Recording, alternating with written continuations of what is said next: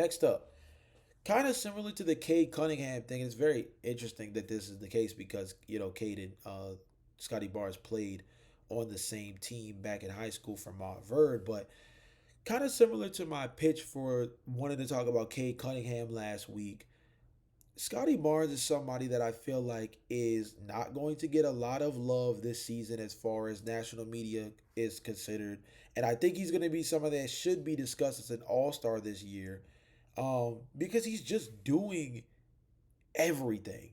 He's doing everything for, excuse me, this Toronto Raptors team.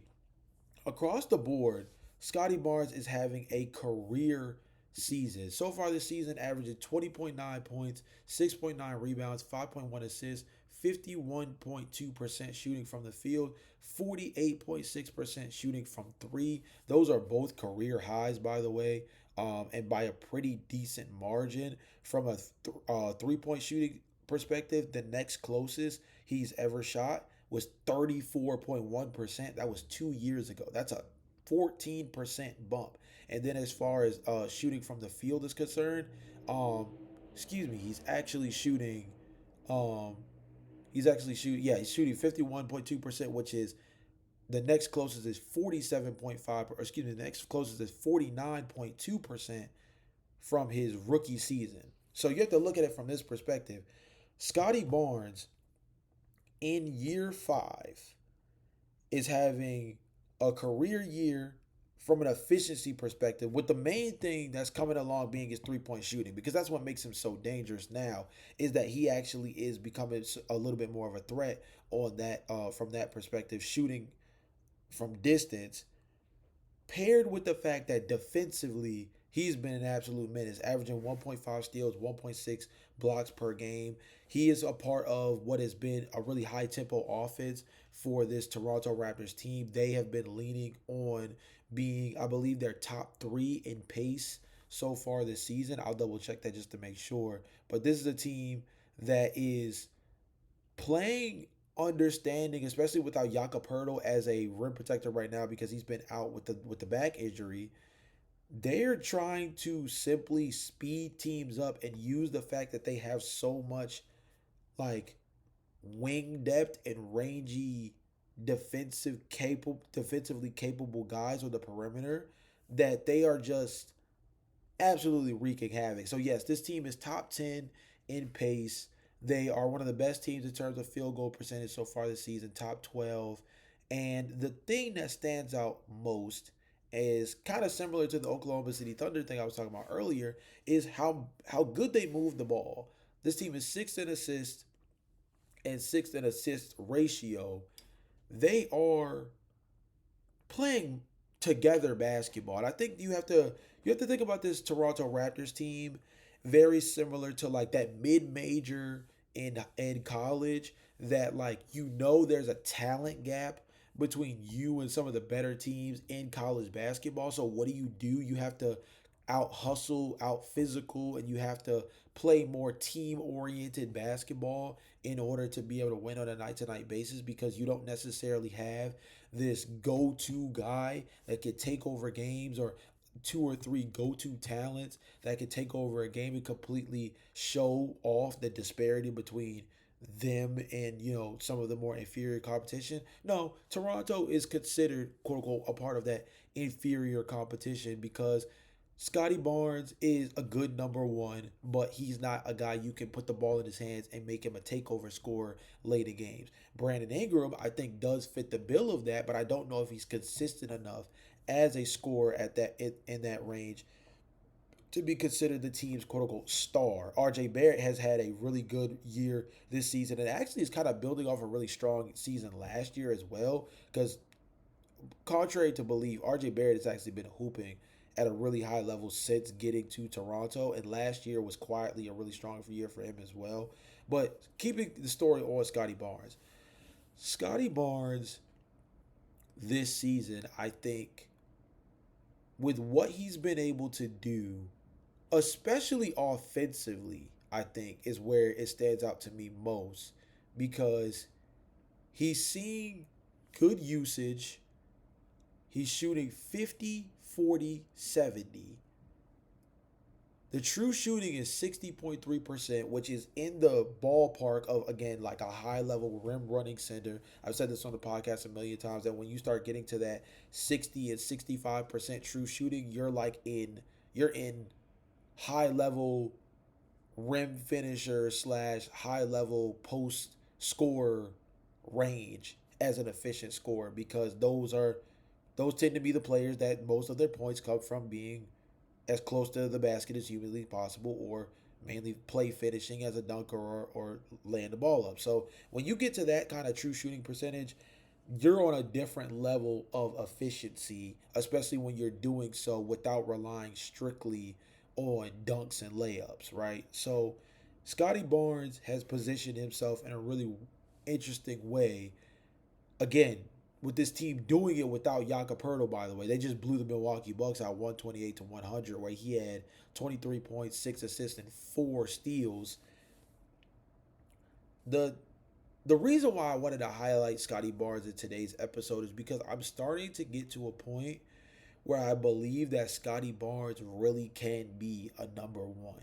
And I'm not sure exactly what that means long term, because again, like I mentioned earlier, the biggest thing that I think still hurts him is whether or not you can trust him to close games as a scorer for you. Obviously, I think defensively he could be somebody that in that closing 5 last 2 minutes of the game, you got to be able to make something happen, creating a turnover, having a key steal, key deflection, big time block. I think defensively, from a playmaking perspective, Scottie Barnes can be somebody that can be big time in those kind of key moments.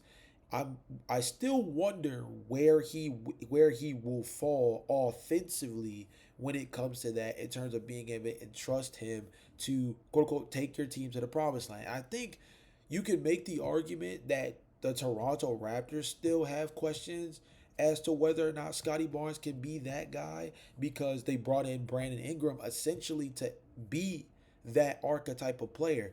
I've talked about this off pod to people before, but I don't think it's a coincidence that this Toronto Raptors team went for Brandon Ingram after the Kevin Durant situation fell apart, because the Toronto Raptors were one of those teams that, although wasn't on Kevin Durant's list, was on the list of teams that had real draft capital and real interest to go after Kevin Durant.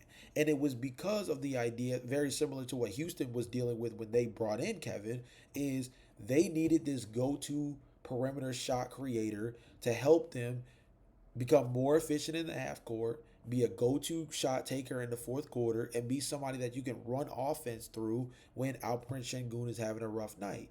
And that's kind of what Brandon Ingram has been for the Toronto Raptors, and kind of the archetype of what he should be for the Toronto Raptors in order for this team to be successful. For this team to be at their peak, Scottie Barnes has to be an elite number one. Brandon Ingram has to be a strong number two. And I think RJ Barrett, who I think has held his end of the bargain, has to be a very good number three. And then you get Jakob Poeltl back, who played relatively well in this game against Giannis, by the way. Again, dealing with a little bit of a injury bug with that back issue. He played on a pitch count in this game as well, 20 minutes, and almost had a double double in that time frame. But nonetheless, this Toronto Raptors team, I think a lot of people are worried about how good they truly can be, because of the fact that they don't have that one quote unquote elite talent that puts them over the hump. But I think they're a very hard nosed, competitive basketball team. They can go 11 deep. I like Jacoby Walter. I think Colin Murray Boyles is going to be a solid rookie this year. I don't necessarily know if he's going to be like on one of the two all rookie teams level good, but I think he's going to be solid this season. I love what I've seen from Grady Dick so far this season, especially as a 3 point shooter. He's starting to finally grow into his own as somebody who can be a movement shooter, consistent knockdown shooter on pitch and catch situations. This team is starting to finally mold something around Scottie Barnes where they can get more efficient and effective offense.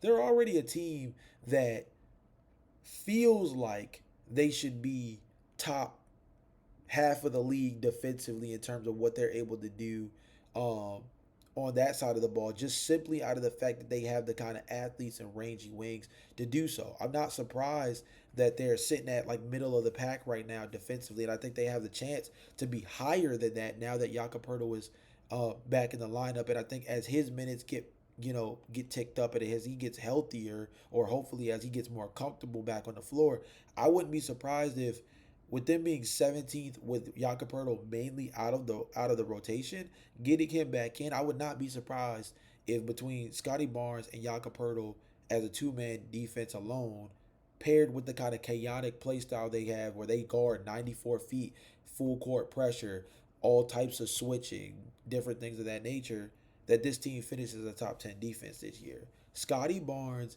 and the Toronto Raptors are going to be a team that, although they're not going to make a lot of playoff buzz, I would not be surprised if they ruin a lot of Eastern Conference playoff brackets by being this team in February, March that really catches their stride and starts to disrupt things in the Eastern Conference and really shakes up where everybody's order is. Toronto's going to be a team that, as you're trying to play for playoff seeding, they're going to be a team you're not going to want to see, because I think they're a squad that desperately, desperately wants to see an uptick in results. And I think they're a team that wants to make the playoffs this year. And I think they're going to be a squad that ends up disrupting a lot of teams that have really high expectations. Unfortunately, there's already a handful of teams in the Eastern Conference that are punching below what their expectations were coming off of last season. You could say that about the Orlando Magic, definitely. You could say that about the Detroit Pistons to a lesser degree. TBD on the Atlanta Hawks, who without Trae Young for the next few weeks are gonna have to try to thrive with him not on the floor. Toronto has a really interesting pathway to finish as a top 8 team in the Eastern Conference this year. That's going to have a lot to do with Scottie Barnes continuing to be this two-way threat and potentially make the All Star team again this year. Next up, let's talk about another